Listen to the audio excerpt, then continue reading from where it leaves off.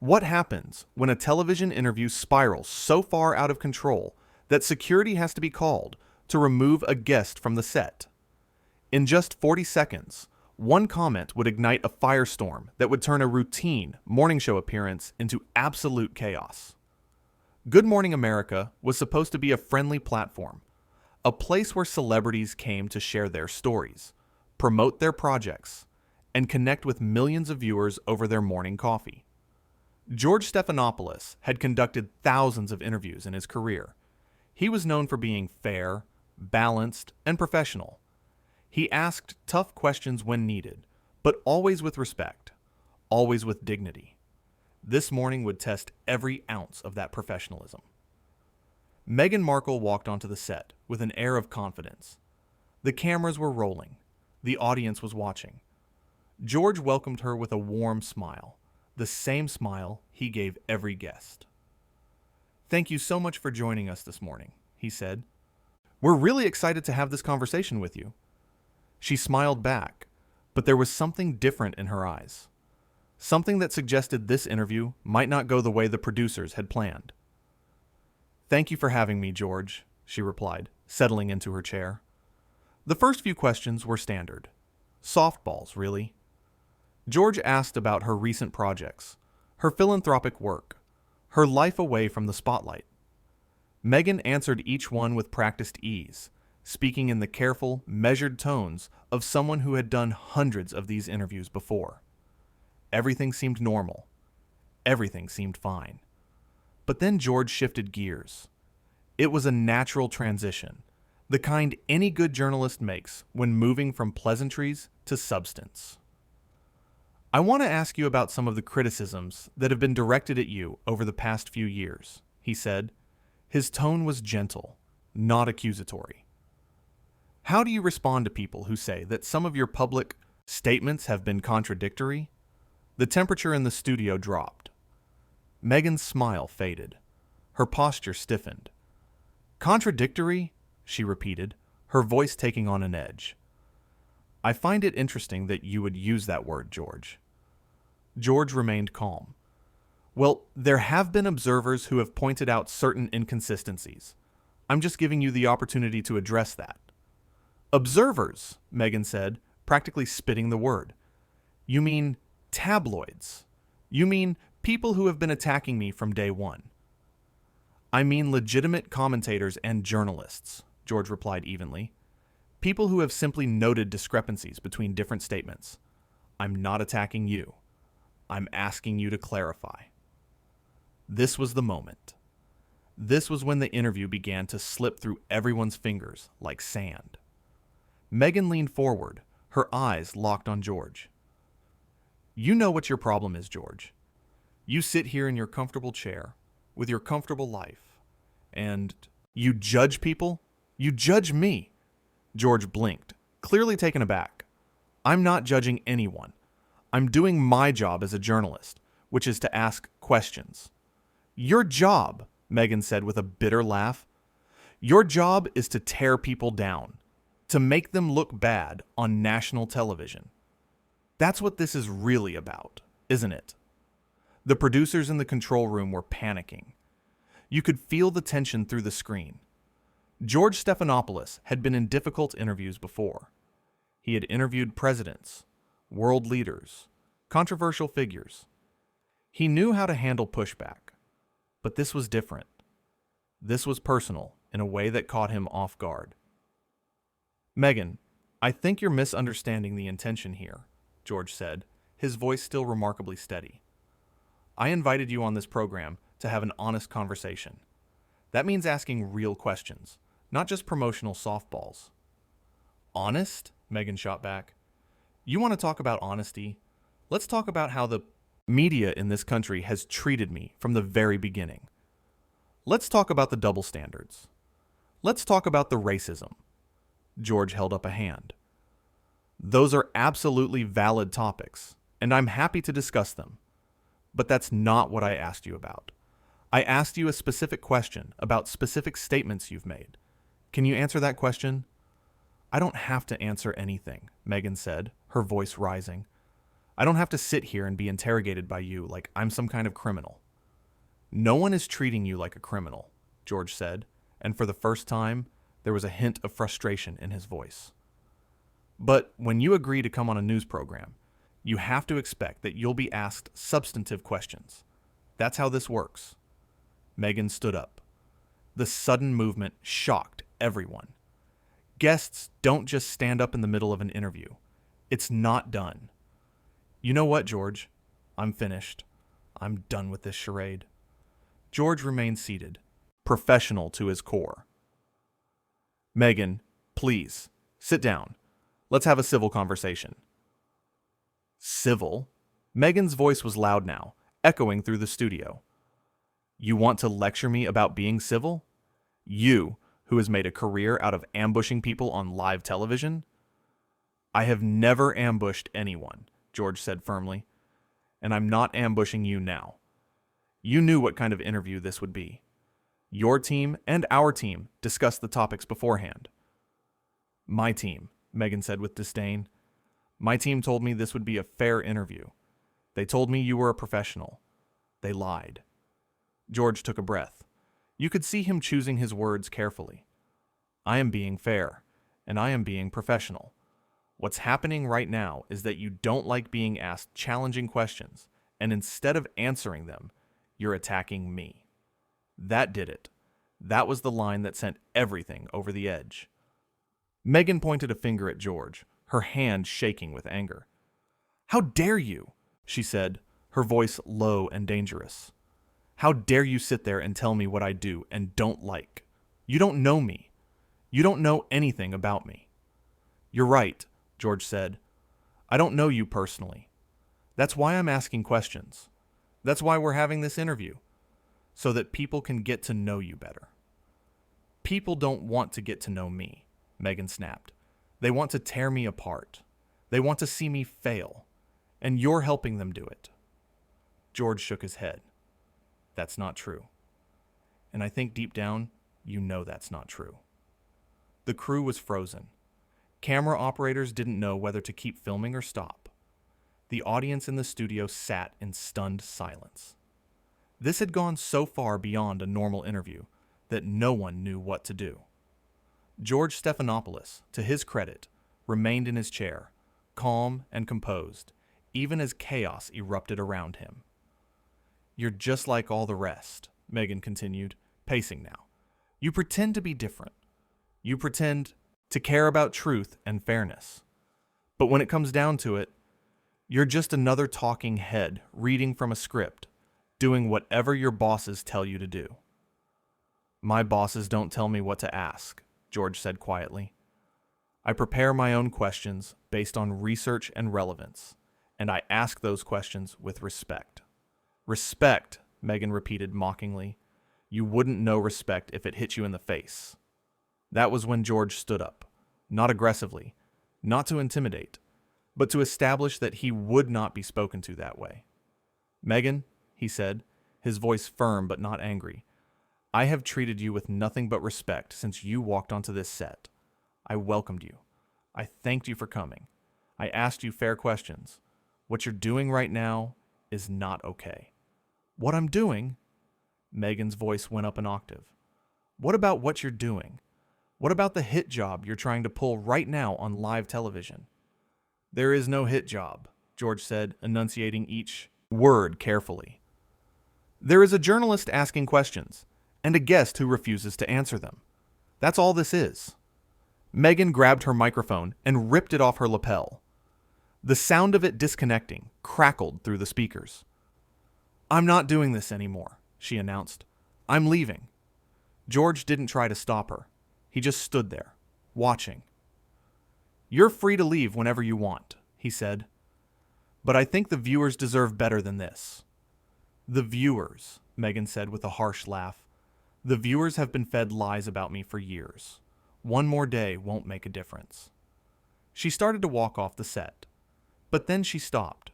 She turned back to face George, and what she said next would become the moment everyone remembered, the moment that would be replayed over and over again, the moment that crossed a line that couldn't be uncrossed.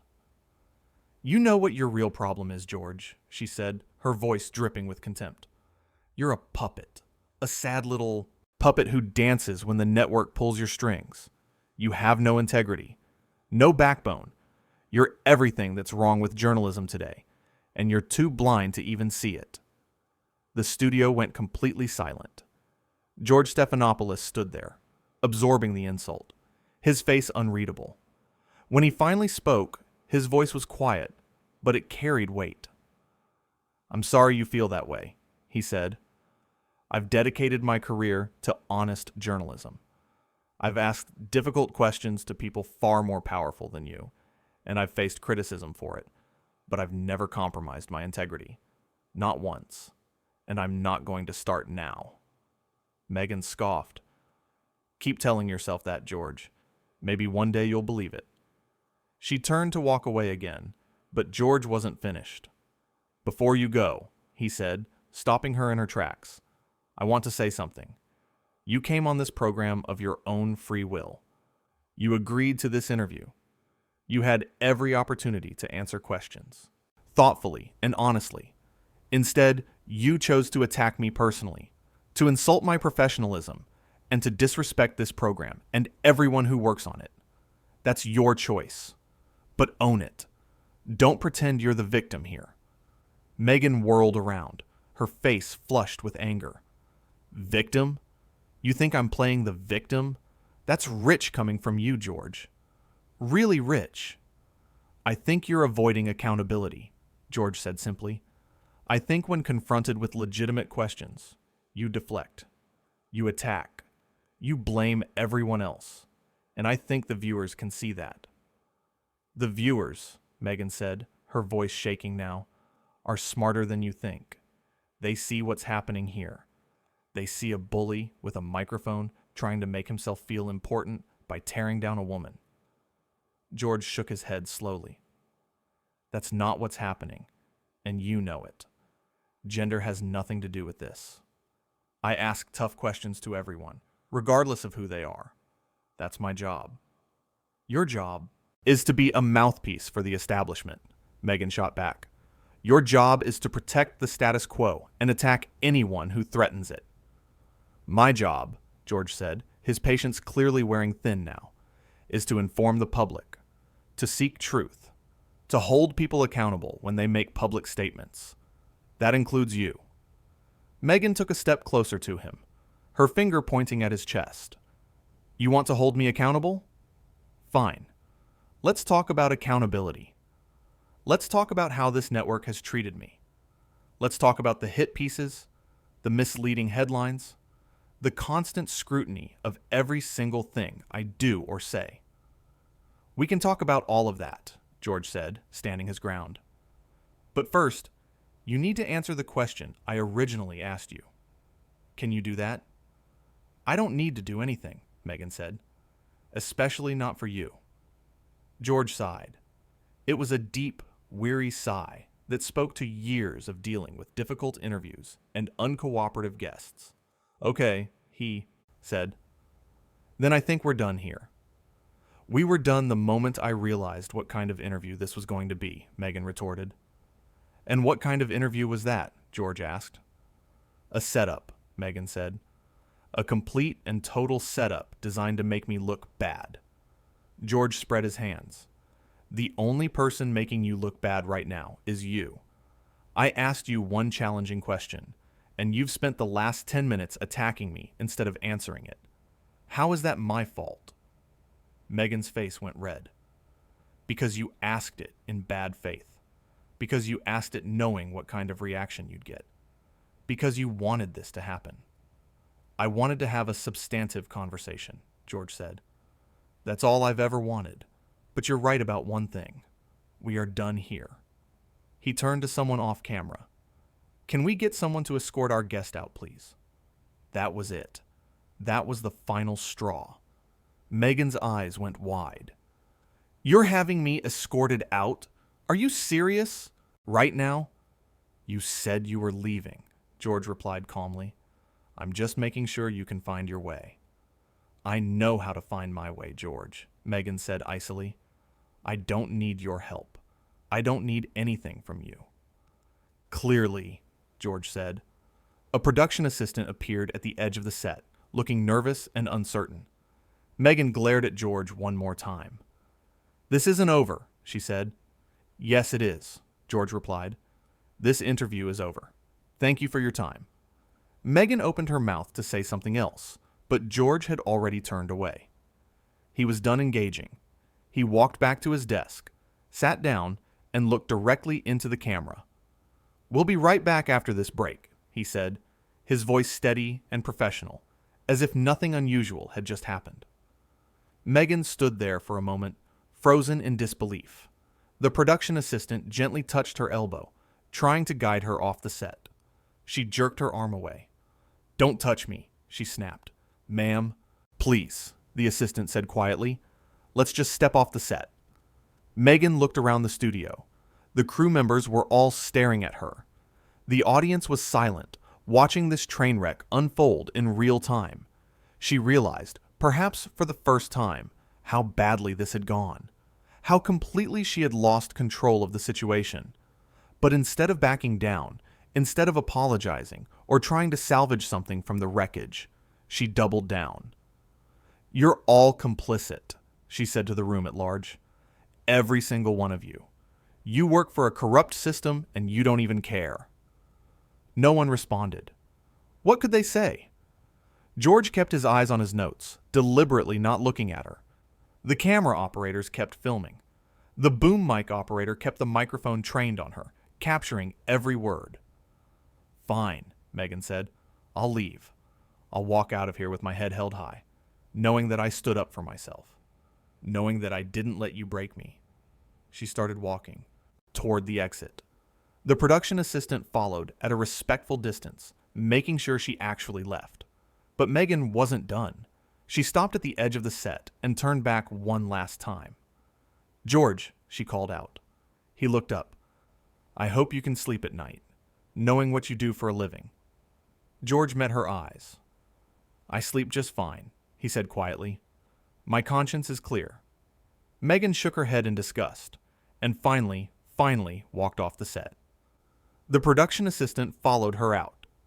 The studio remained silent for a long moment. George sat at his desk, taking a slow breath. Then he looked into the camera. "Welcome back," he said, as if starting fresh. "We have a lot more to cover this morning, so let's get to it." The show went on, because that's what professionals do. They keep going, no matter what chaos erupts around them.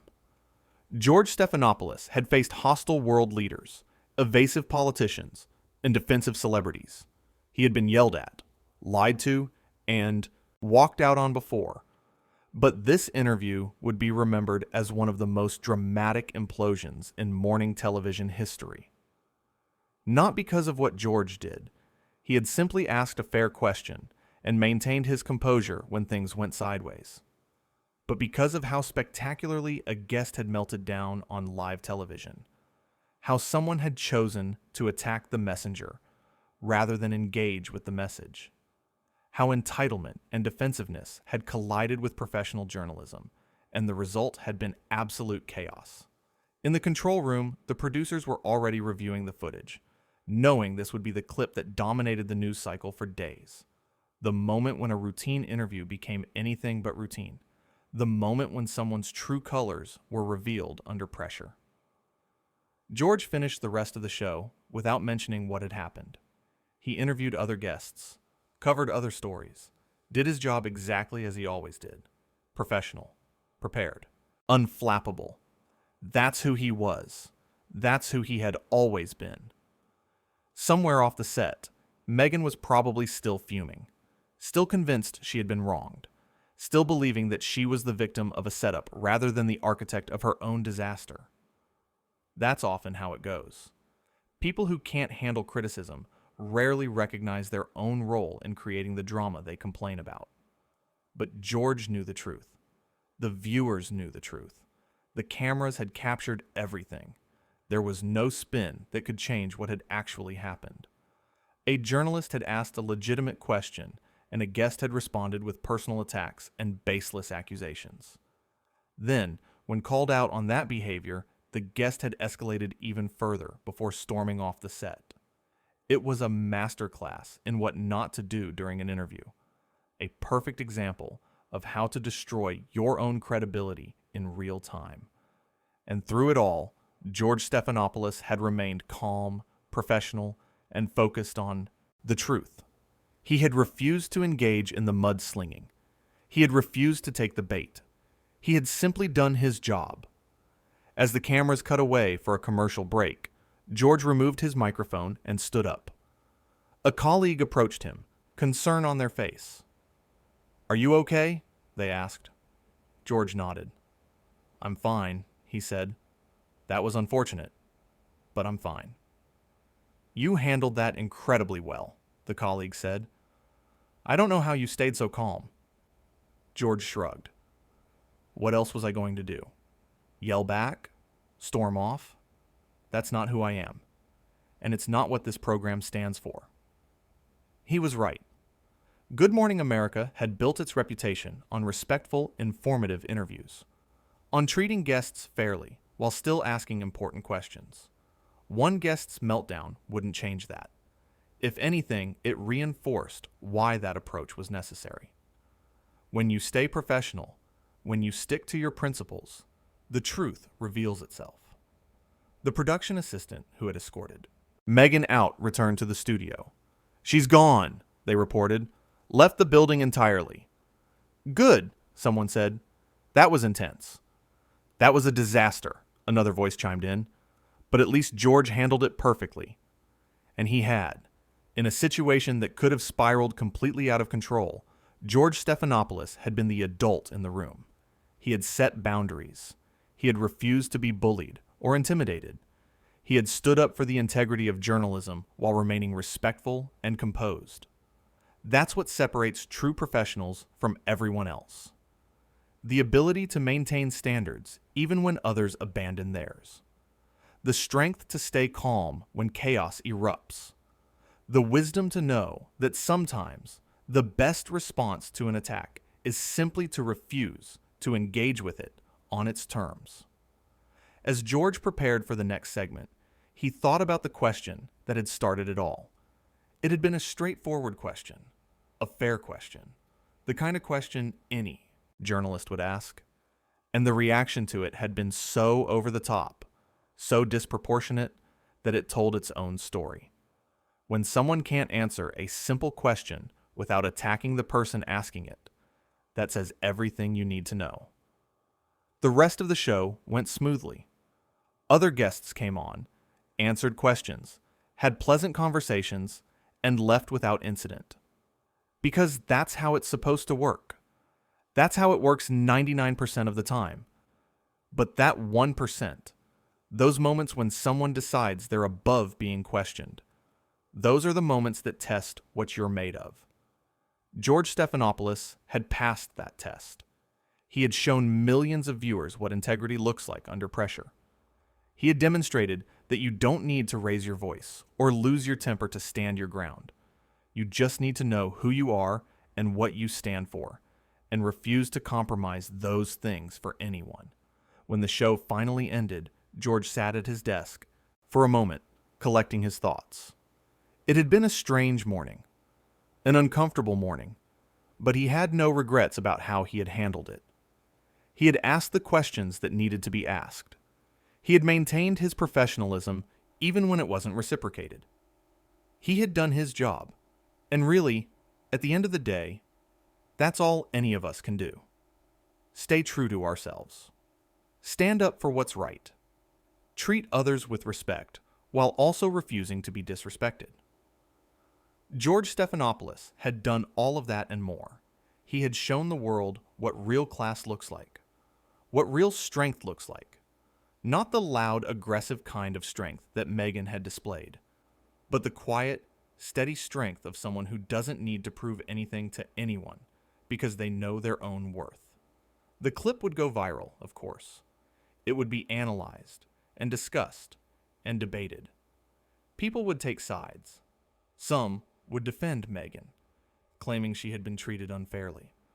Others would point out that she had been asked one challenging question and had completely fallen apart. The debate would rage on social media, on other news programs, in living rooms and office break rooms across the country. But none of that noise would change what had actually happened. The footage was clear. The transcript would be unambiguous. A professional journalist had conducted himself with dignity and grace, while a defensive guest had thrown a tantrum on national television. That was the story. That was the truth, and no amount of spin could change it. George gathered his notes and stood up from the desk. Another show completed. Another day of work done.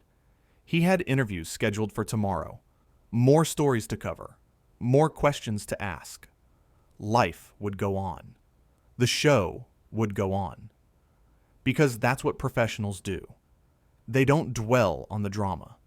They don't get distracted by the chaos. They just keep moving forward. One interview at a time. One question at a time. Committed to the pursuit of truth, no matter how uncomfortable that pursuit might make some people.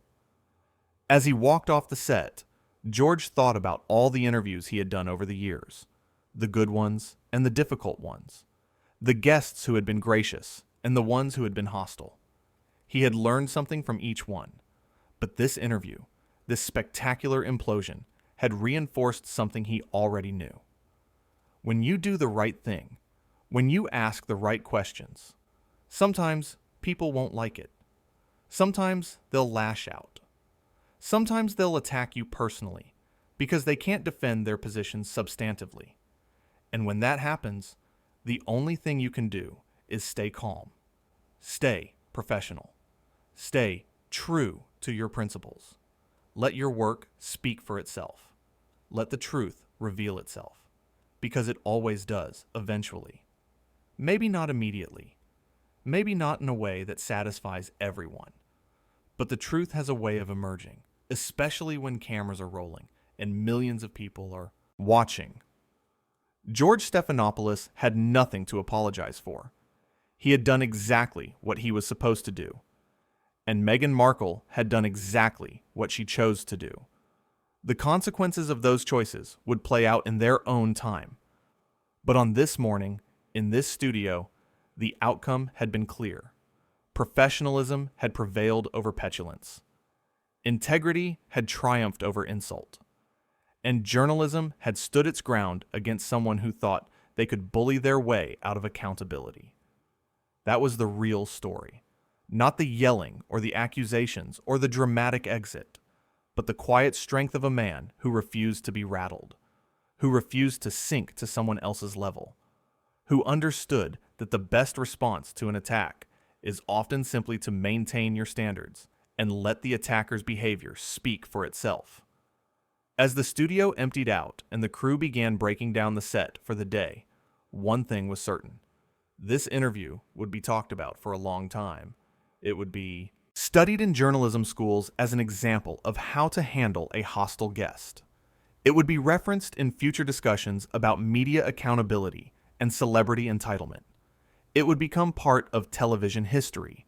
And through it all, George Stephanopoulos would remain what he had always been: a journalist, a professional, a man who asked questions because that's what journalists do, and who faced the consequences of asking those questions with grace, dignity, and an unshakable commitment to the truth. That was his legacy. That was his contribution. And no amount of angry outbursts or personal attacks could diminish it.